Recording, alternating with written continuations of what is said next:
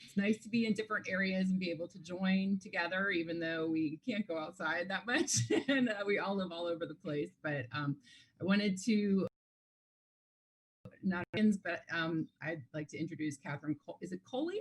It's Coley, like guacamole. Very easy. Okay. Like guacamole.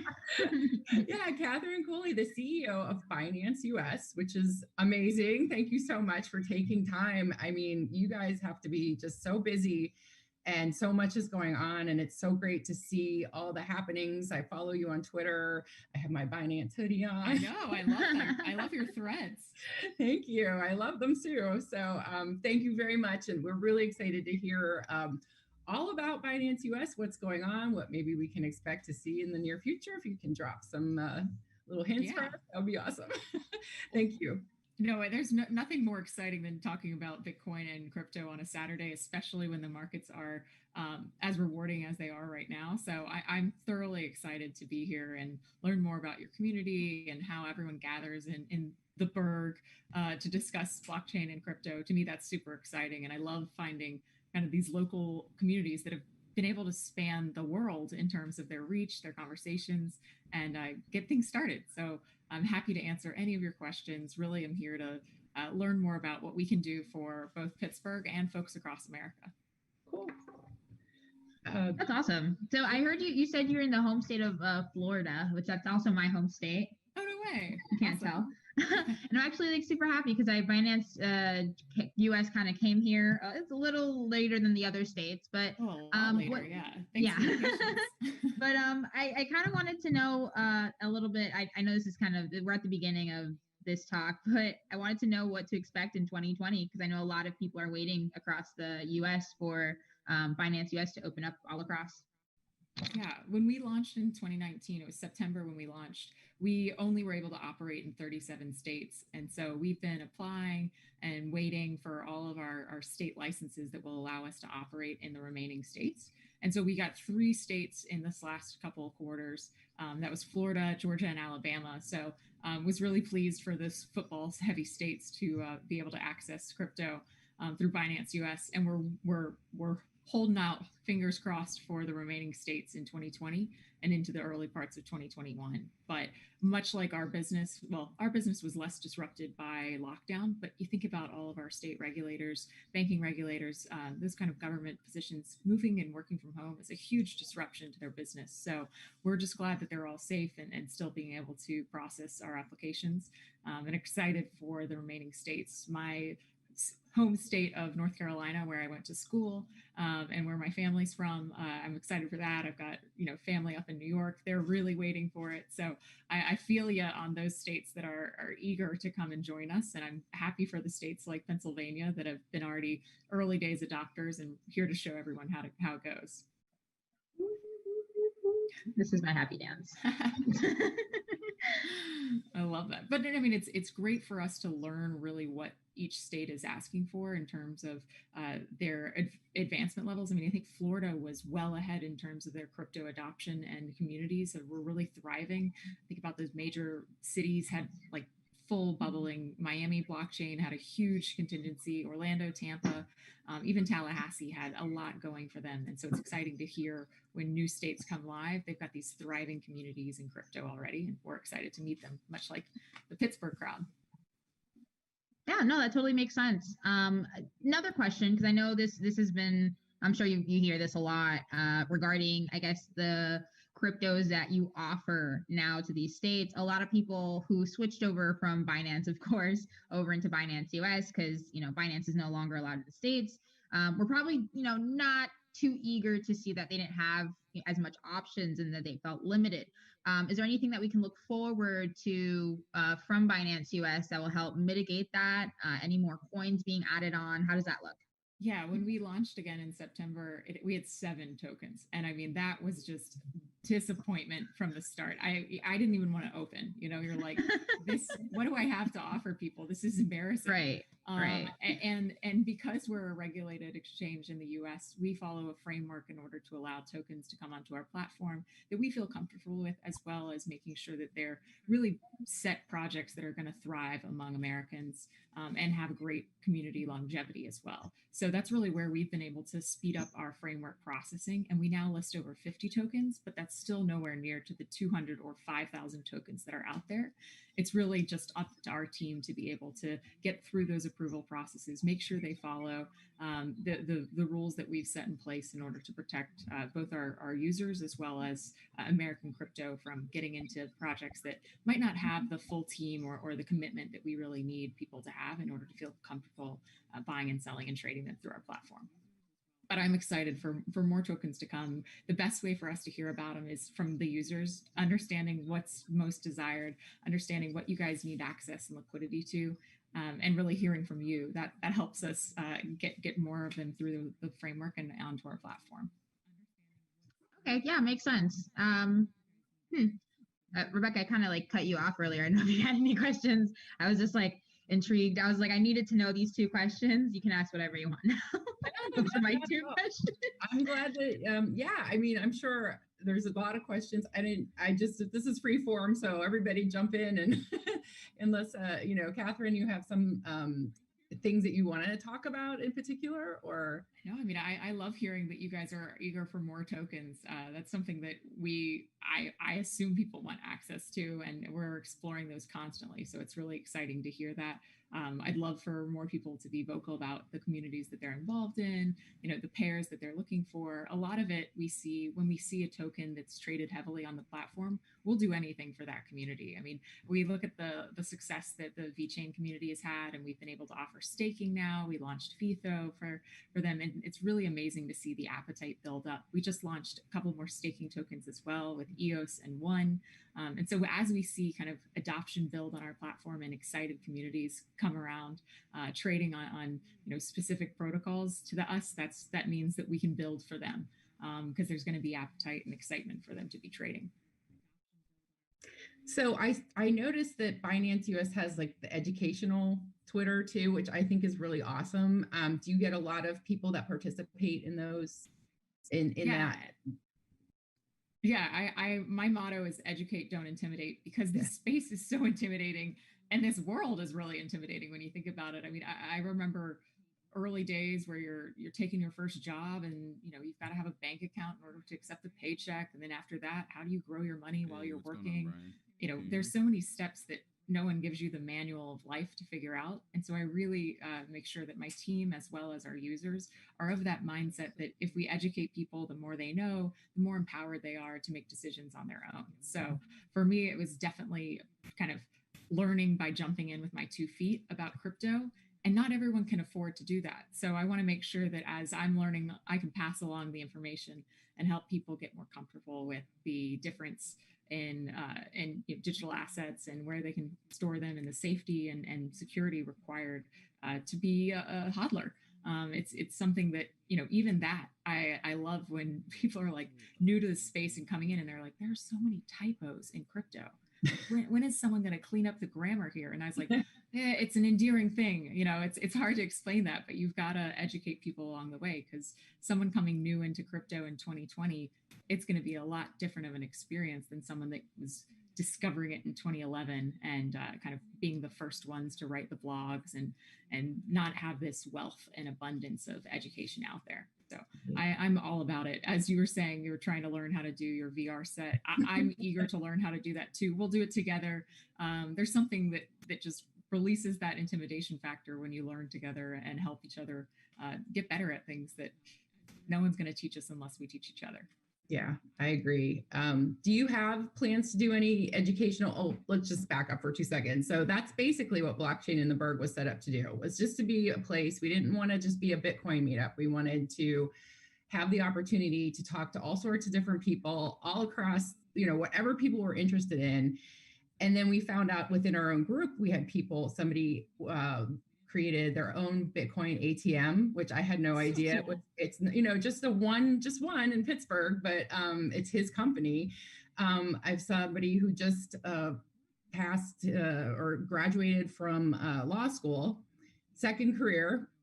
And he wants to do stuff on the blockchain with the universities in Pittsburgh. So, you start to find out, like, I didn't think there was anybody in Pittsburgh that really did anything. Like, I'm alone. I must be. Right.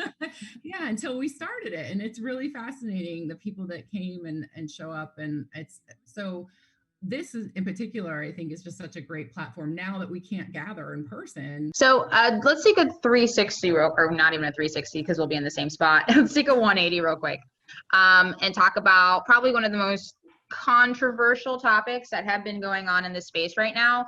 What are your thoughts on the DeFi situation? Yeah, less controversial for me. I'm pretty excited about where crypto evolves or sheds its skin.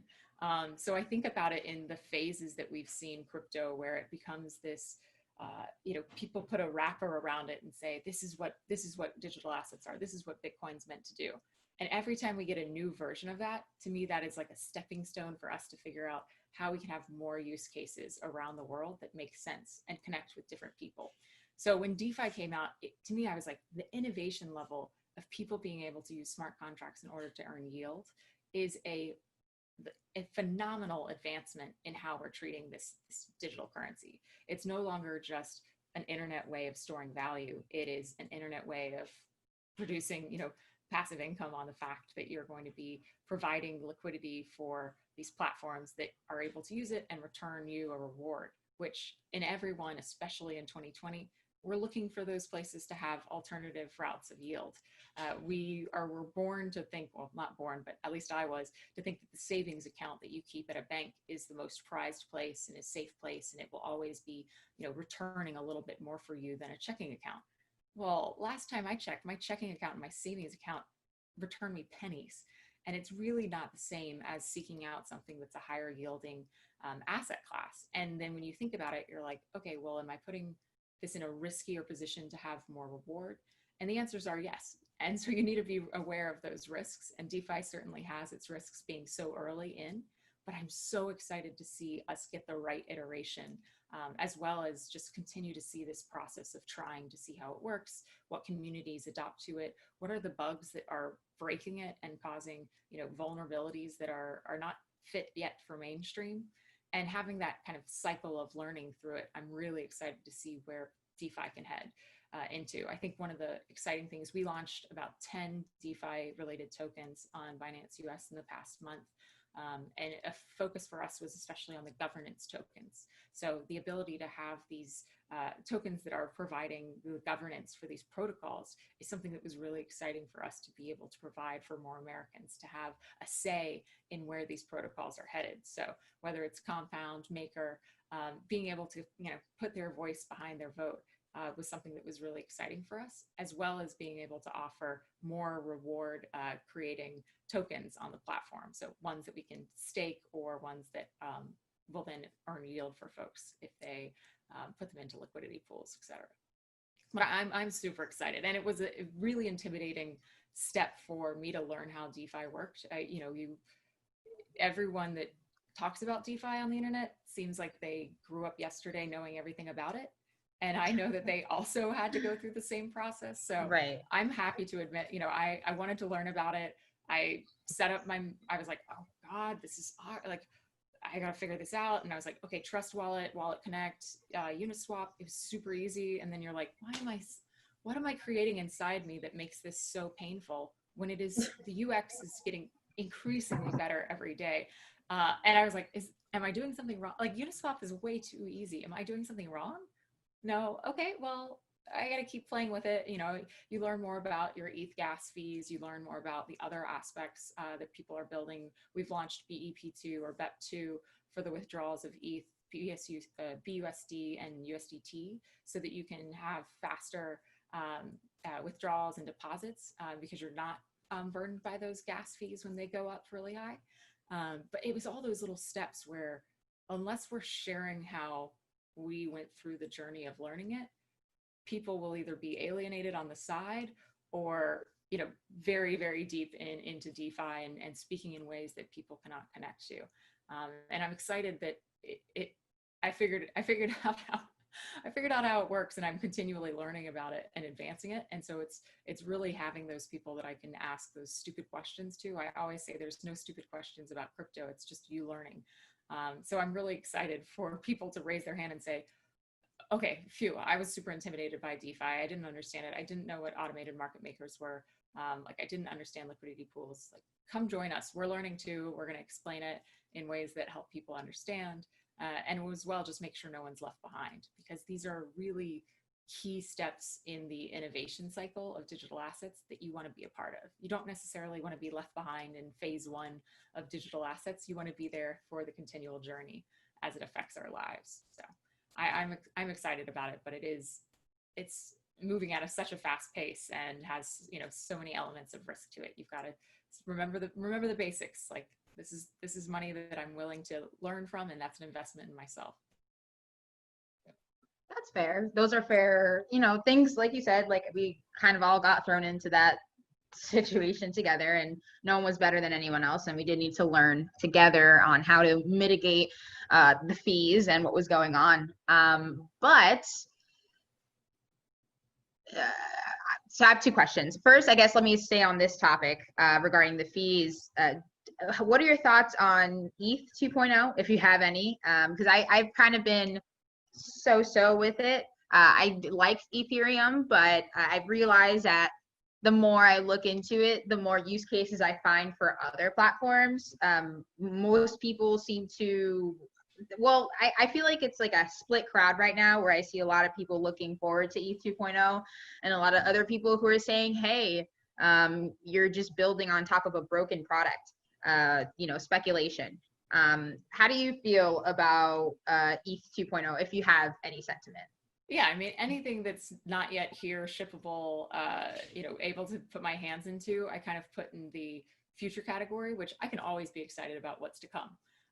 You know, I don't necessarily have to be bearish on what's going to come in the future, because it's not here right now in my hands. So I focus more on what it is that I can build upon right now, what it is that is, you know, I learn through experience. So if I can't test out what ETH 2.0 is going to be right now, it's not necessarily taking up too much of my mind share.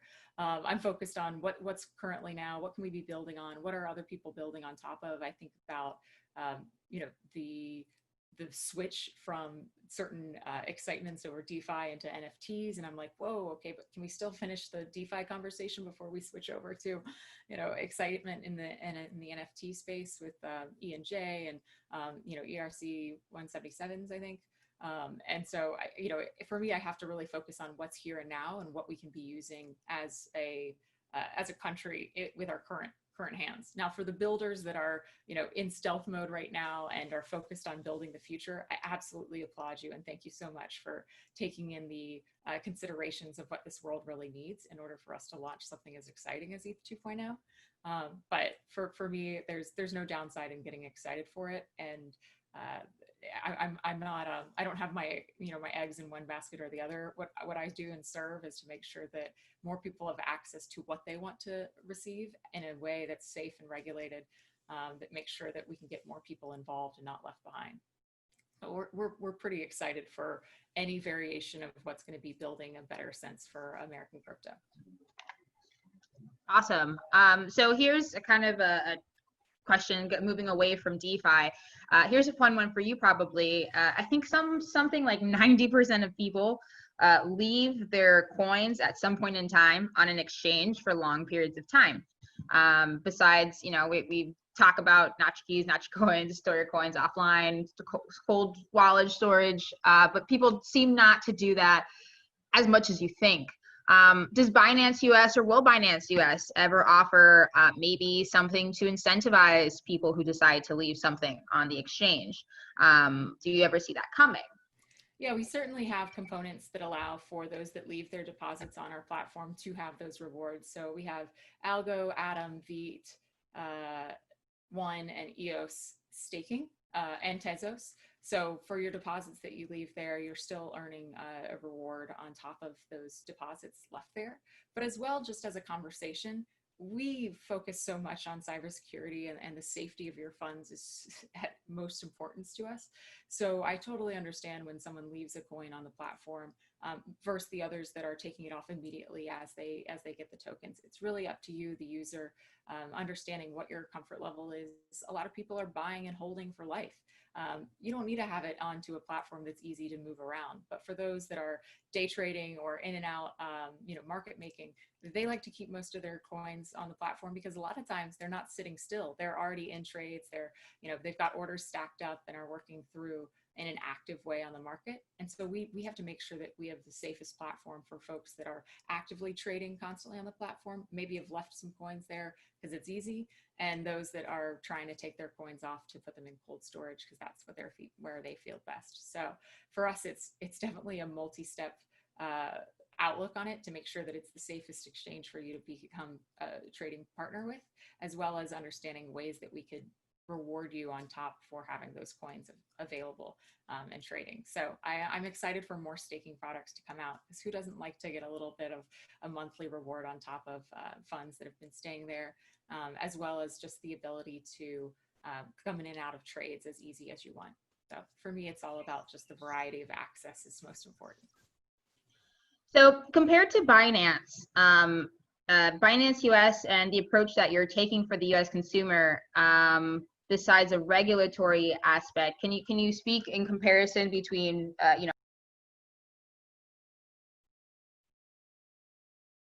Oops, I think you went on mute. Sorry. Yeah, I did mute myself, but I just want you to just compare and contrast between Binance US and regular Binance. Between you spoke a little bit about the regulatory standards and the securities aspect, but besides that, what are the, I guess, some differences between the two that should be mentioned? Yeah, one thing for me, I always wanted it to be the easiest way to get my dollars into digital versions. So having that connective route between dollars and digital assets was super important and very brand new to the Binance model. Binance.com is a crypto to crypto platform, and people were often burdened by having to find some way of getting, converting your dollars into the digital form to then trade onto a crypto to crypto platform. So for us to be able to connect those two, you've got an easy way to send your dollars in, whether it's, we're working on getting our debit cards back up, but we've also got your ACH account, so you can pull directly for free from your bank account.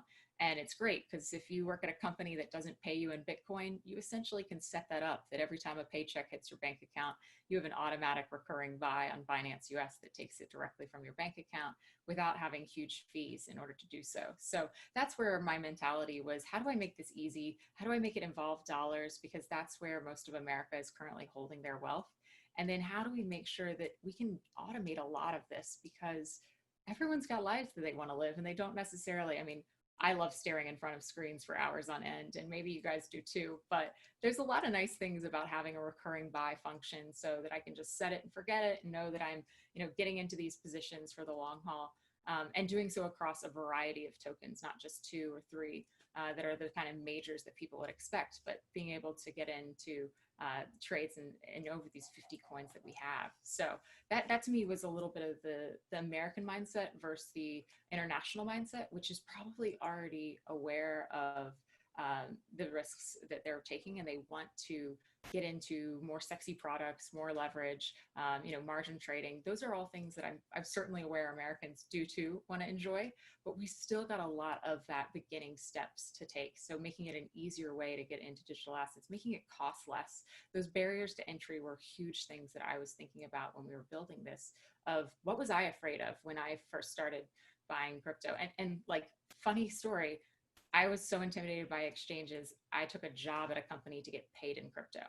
And that to me was the easier route than going onto a platform to trade. And that's bonkers. Like, I changed my whole life in order to get crypto. And you're like, Catherine, you could have just filled out KYC. It would have taken 5 minutes. But I was like, no, I keep getting rejected. I had a Florida ID. So I was like, I keep getting rejected from these platforms, and I want to get good exposure. And you're like, I'm going to start buying domain names. Right. You're like, I'm going to start buying domain names. Just like trying to get exposure. You're going to like the extreme. Yeah. And you're like, why is it so hard to get my hands on this? Do I have to go to a Bitcoin ATM and spend 30% of the money that I'm trying to pull out in order to, the premiums were so high in order to get your hands on Bitcoin. Yeah, so high. It was crazy. It was like, oh it's yeah, so crazy. I could just like, I don't know, buy an A6 and start like mining. Yeah, that's a couple $1,000s for me to pull that off, not to mention eons of time to figure it out, to just mine some Bitcoin. But I should have done that.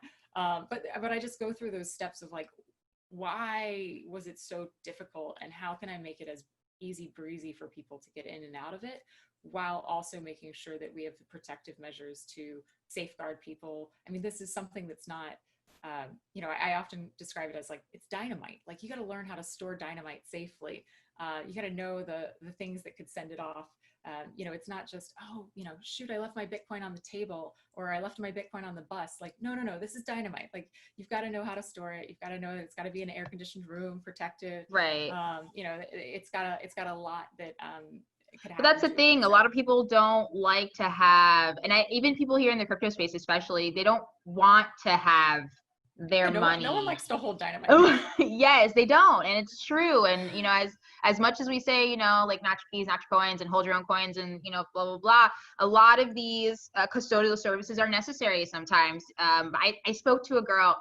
It was so funny. It was in VR. We were at a meetup, and she thought she was clever, so she stored her ledger in her shoe, right? Fast forward a year later, she's like, oh, these dusty shoes, went to go donate the shoes to the thrift store. After she donated the shoes to the thrift store, she remembered, oh shoot, my ledger was in there. Thankfully, when she got back to the thrift store, her ledger was still in the shoe. But, these are just simple things that could happen, that it makes people uncomfortable of holding their entire, life savings within a small device. Yeah. And I mean, not to mention, I was setting my family up with ledgers, and they're like, is the writing this small all the time?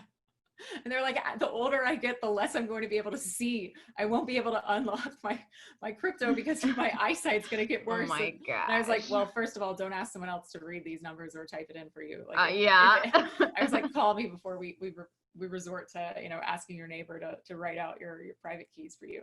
But there are so many factors of how can we make this safe and easy? Because if we all have to live with 10-foot walls around our houses, a fear of our privacy, by breathing, we're going to be attacked. These are all real things that we have to think about. And you also have to balance that with, I want to live a life. I want to be able to drop people off in not an armed car. I want to be able to, go and travel and feel like I have control of this while it's all protected. And to me, so much of that was actually met with digital assets, by feeling that security around math being the basis of this. I was super excited. And then you as you said, you hear those horror stories of how people stored things, or printing out a page, losing the phone. Every time there's a new iPhone out, I'm like, oh, please, someone make sure that you've taken care of your 2FA. Don't just throw it out. Those steps are something that we kind of have to teach, like tying your shoe. Like, it's going to be a societal change for us to say, all right, like, you're old enough to have a checkbook. Like, well, you're going to be old enough to have your Binance US account. That's 18, by the way. And that means you've got to like know where your proof of address is. That means you've got to have your own identity card. That's just like, these are the steps to be fundamentally in control of your life. And I think it really is going to make a lot of us grow up. It's also going to make a lot of us work on making things more available for folks that, if I had to remember every time where I put 12 words or 24, I would lose it. I know myself better than that. And there are some things in crypto that don't even work for someone like me. So how do we build for a future that is more inclusive of different folks, different styles? Is a ledger the best thing? Are there easier ways? Are there bigger fonts for our hard of seeing folks out there? That to me is where I want crypto not to advance without considering a broader audience. So it's super important to have these conversations, really break down the user experience pain points. And that's what I'd love to talk in this conversation with you all, like what still sucks about crypto. and what can we do to fix it? Because I'm here as like a soldier willing to change the experience for us and build a platform that works, because I'm not going anywhere. I can't expand. Other countries are cool and exciting, but I'm dedicated and focused here to the US, understanding how it works, and making sure that our experience with digital assets isn't one that was built 10 years ago and took off. It's going to be evolving. It's going to be changing. So what's burdening you right now, and how can I fix it? Is what I'm after. So I these gas fees are burning me. Yeah, gas fees are tough. We actually pay for most of them ourselves. So we have our withdrawal fees, but we pay for a lot of the gas fees rather than putting that on the user, because it seemed like it would be the better thing. But it's a conversation that I have a lot with folks that are like, oh, I'm willing to pay the higher gas fees if I can make sure that this goes through. And I'm like, all right, we need to kind of build that out as a feature, to have an optional way of paying higher gas fees in order to get a transaction to go through, rather than just picking up the tab, but only when it's convenient. Yeah, I'm the type of person who prefers paying $12.99 instead of $5.99 and $7.99 of shipping. Exactly. Definitely. Yeah. It's just the way you word it. It's the prime user that's like, I bought $6 of something and paid $15 of shipping. I would never do that. But, for folks out there, that's absolutely what they want. And then the other side of it is, I'm like, can you try carrier pigeon? Like, $8 is still carrier pigeon. Oh God. Is there something a little bit? So it is that variety of our users in the US that we have to consider. And exactly, like, do you want ultra speedy? I love the way that you can pay for kind of different tiers of gas fees to make sure that something can go through.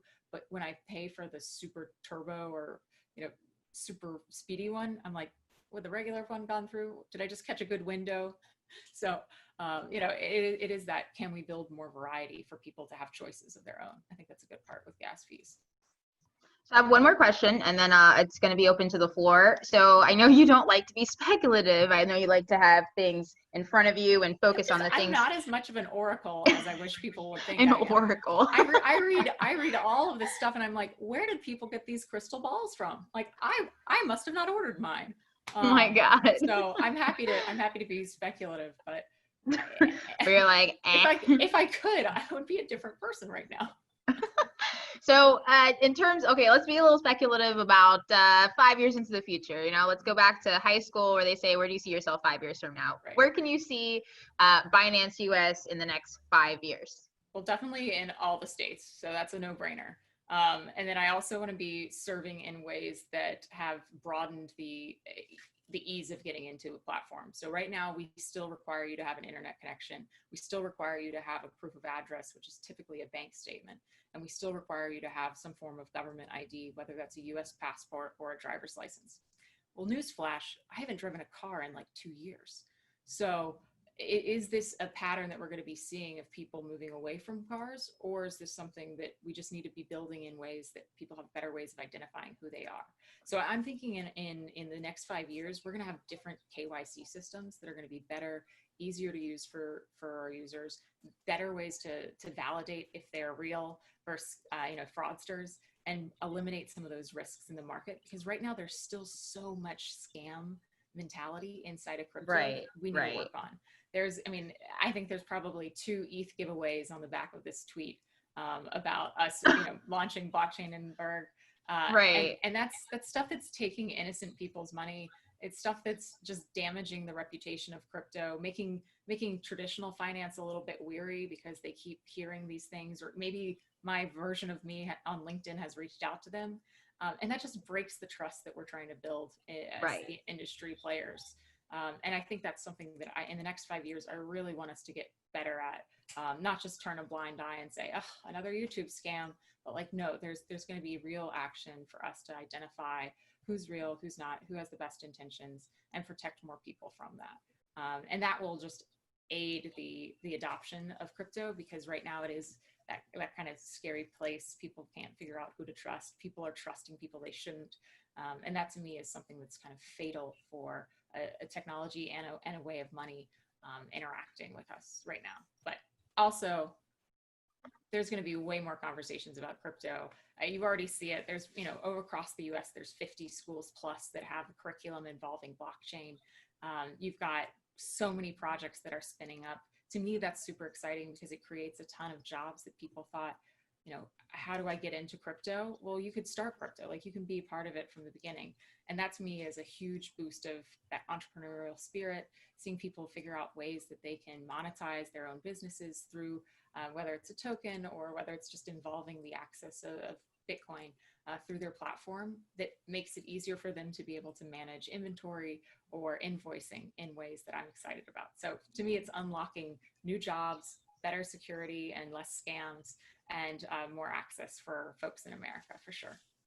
In the next 5 years, if we have the same conversation that America is behind in crypto, I've not done my job.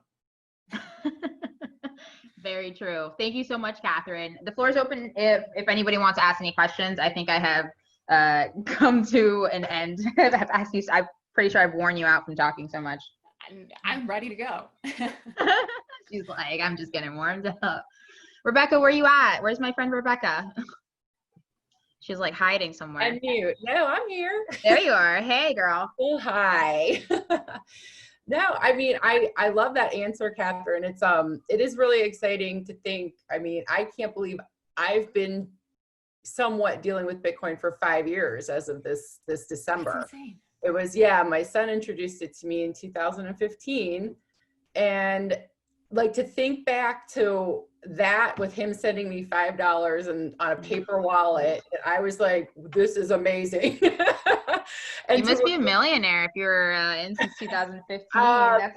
It's almost 2 bull runs. Come on. Yeah, I wish, it was one of those kind of like, oh, that's nice. I'll just keep this for whatever. And then all of a sudden in 2017, Joke's on you. I should have bought so much more. But yeah, I mean, and I think today, just like all the technology, the wallets are getting better. I have a little ledger. It's the same thing. And I'm older. So the little tiny things, like it's hard. Shaky and I'm hands, like it's tough. cheap.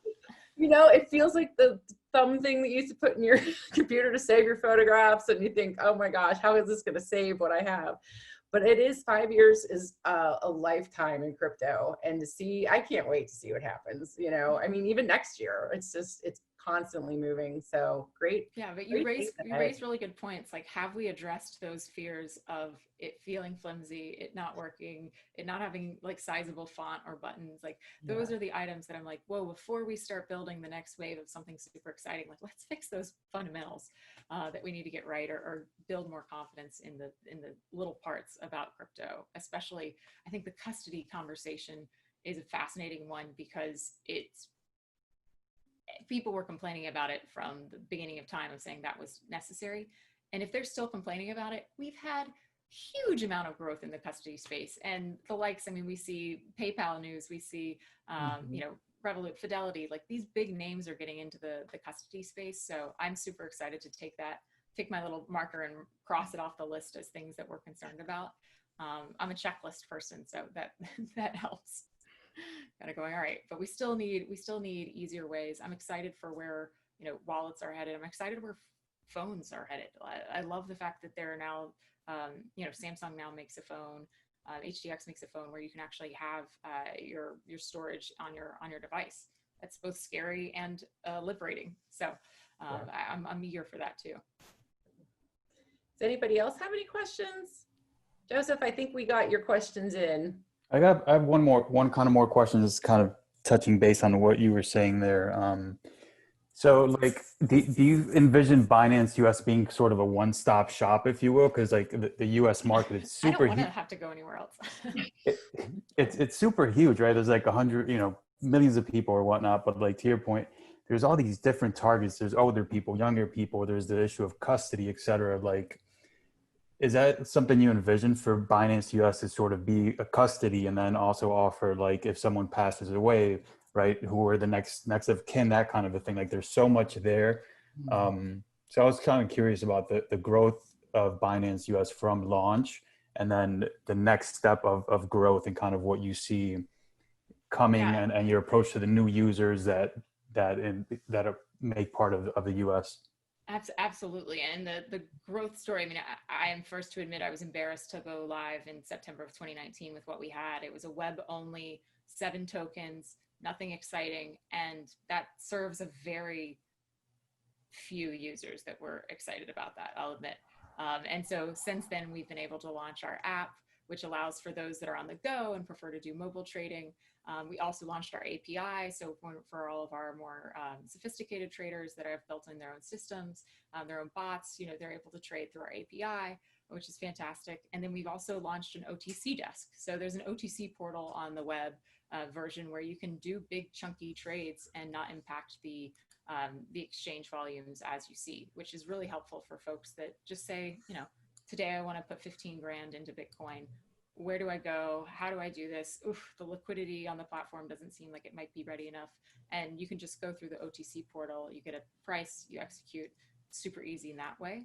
And then we launched our kind of buy crypto way of doing things in what I call like hashtag the American way. And it's super easy. You just select your token that you want to buy, you type in the number of dollars that you want to buy, you get a price, and it's done. And that is able to be set up on a recurring basis as well. So setting up a daily, a weekly, a monthly, a first and the 15th, so it works with your paycheck. Like those are the features that help us reach those different bands of sophistication levels. And you don't have to sign up to be one type of user. You can still use the variety that's there. So on days where you're feeling like a whale, you can just go trade on the OTC side. On days where you're like, I'd like to dollar cost average into this, I think we're going to see a lot of volatility, I want to pick it up along the way. You can still use the buy crypto function with the recurring buys. If you're trying to get out of a position, you can still put your limit orders in. You can still kind of monitor the price like a hawk and trade in that way.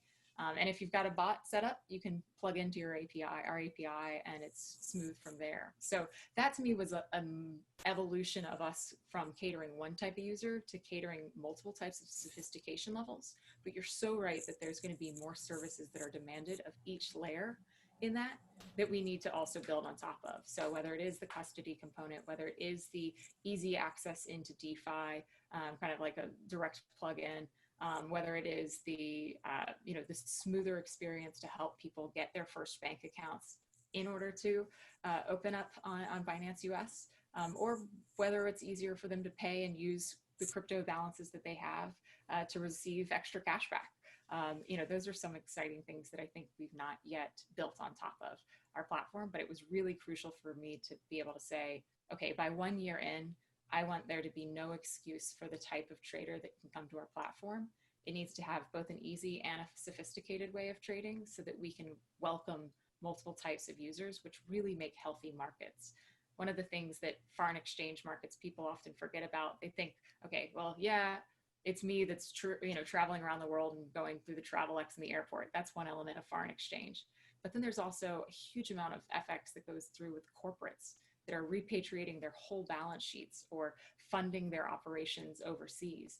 And that's a real stabilizer in the crypto and the FX markets that we don't yet have in crypto, but we're getting. And it's super exciting to see the likes of Square, of MicroStrategy, of them putting their balance sheets into digital assets, because it's going to help stabilize some of those markets and provide more depth into these trading platforms as well. So those are the things I'm excited about, but I am absolutely, why would we not want to create a one-stop shop? Other than the fact that I do love welcoming innovation and partnering with folks. I think that's one thing that in the US we might be a little different, is people often want to build kind of the monopoly aspect of it, and someone is going to buy and take over every part of a business. I love to partner with businesses. I love to welcome innovation. And if you're the best of class in custody, I want to work with you. I don't necessarily want to have that all in-house, because to me, that's it's a checks and balances where people can feel comfortable. They can vet their own custody provider and not feel like they have only one choice. So for me, I'm more excited about giving variety to people, vetting those as being, making sure that they're the safest for our users, making sure that they give them the lowest fees for our users, and then as well the best service. So where we can make sure that we're still serving and supporting our users is super important. Great, amazing, thank you. But tell me more. If you're like, I'd also like a smoothie machine attached to my crypto, like I'm here for your out of the box ideas. That one might be a little hard to create, but there's certainly probably going to be a smoothie token on Uniswap by the end of this afternoon, I'm sure.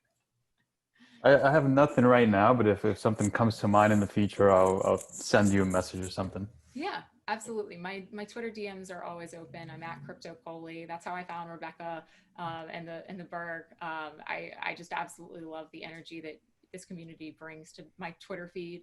It gets me more excited because you guys are supportive as well as curious.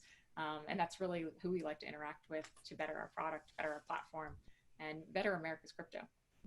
Thanks, Catherine. That's awesome.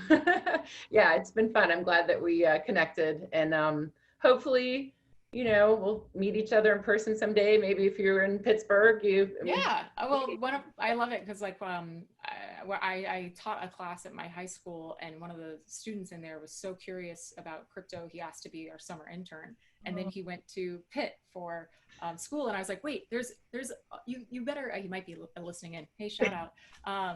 But it was amazing to see, I could connect him with someone else that I met, and then from there, these collisions of crypto are the exciting thing for me.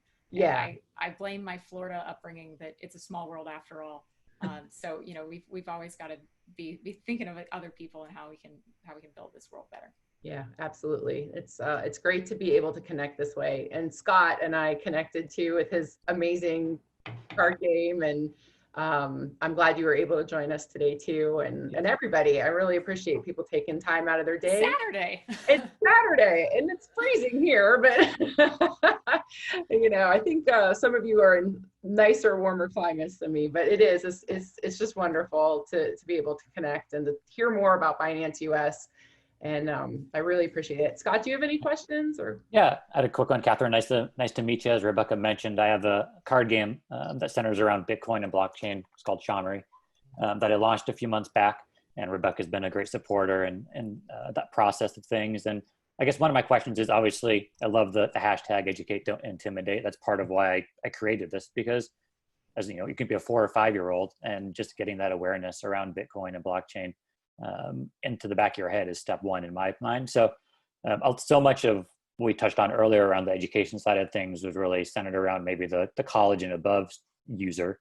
But is there anything on the Binance side that you guys are looking to do down at those lower age groups, those 5-year-olds, 10-year-olds that are going to be the adopters of tomorrow? Yeah. I mean, it's absolutely a soft spot in me because I think about, I had to have those early conversations at 13 years old going like, okay, is the rest of my life going to be more expensive just because of who I am? Oh God, what a burden. All right, well, we better learn how to do things, how to collect, how to save. And so I think those conversations need to start as soon as we can.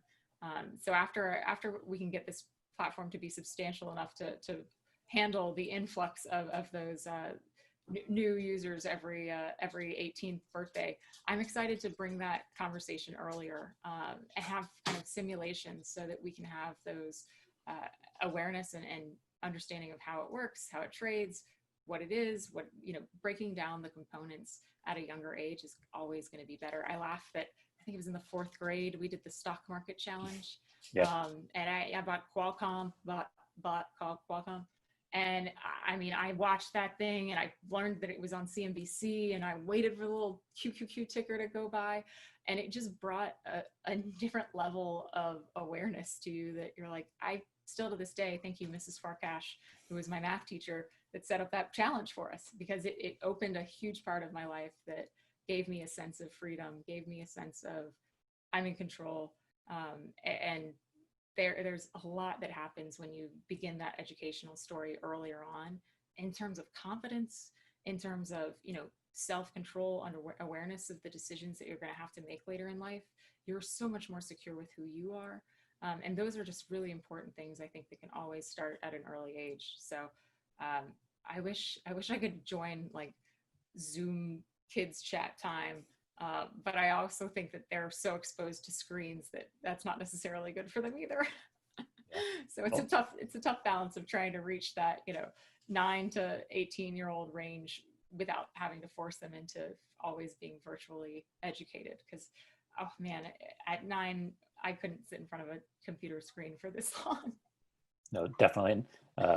It's probably why your board game or your card game is quite successful, because it doesn't have screen components to it. Exactly. That's part of the reason why I did it. I wanted to kind of bring a sense of physical to heavily digital space. And it's crazy just seeing people around the world play. I had a message this morning from somebody in France who was his 8-year-old daughter is playing it with their teenage cousin to teach them about it for the first time. So I'm gonna have to send a deck of that to my cousins because I'll- they're in the prime age of, you know, but they get so many other choices. Like they get to decide if they want to be a video gamer for a living, and I'm like, Yep. that is cool. Yep. That was not a career choice for me, and when I was trying to grow up. And like, yeah, maybe that is the best sense of time to be focused on and training and getting really good. Or, you know, another one's like, hey, I could be an influencer. I'm like, that's a real job now. Those guys are millionaires, billionaires. They've got podcast deals. They've got shoe deals. You know, they're the next actresses of tomorrow. And it's amazing just the decentralization of careers that exist out there, and that conversation happening at an earlier age is only going to make people feel less stressful. I mean, I still laugh that when I was trying to figure out what to do after Wall Street, I was like, I can be a lawyer, I can be a fireman, I can be a policeman, I can be a doctor, I can be, like those were what I thought my choices were. And that's just like 2016. And you're like, no, there's so much more out there. It just takes discussing them. It takes learning about them. And I'm really excited that this world gives so many more options to people, not just those first 5, which are awesome careers, but you know, what I grew up with knowing those were professions. Yes. Well, thanks for the time, and I'll shoot you a DM to get you a game. Won't take care of Prasion. Be on the lookout for that. But thanks for taking the time to join everybody today. Thank you. I'm excited for the next wave of crypto native folks. I'm able to hire a lot of people where their first experience in banking is crypto versus traditional banking, and they are whip smart in how they're viewing this landscape. And to me, that's even more special that someone can connect the dots faster in a crypto understanding than having to go through bond math to understand supply and demand. It's like that road always leads to less people, higher attrition if you have to go down the traditional understanding of full finance. But for someone to understand supply and demand because they know that there are 21 million Bitcoin out there and there's more people in the world, that to me is brilliant. All right. Well, Annalise, Jerome, anything else? No, I think that's it. We're going to stop recording / streaming here. I'm going to give this cue to Jerome. Thank you, everyone, for tuning in to this wonderful discussion with Catherine Coley, the CEO of Binance US. Rebecca, I really appreciate for you putting this together. Thank you very, very much. And we do appreciate everyone's time. Thank you for joining. And hopefully next month, I'll see some of you again. Have a great weekend. Okay.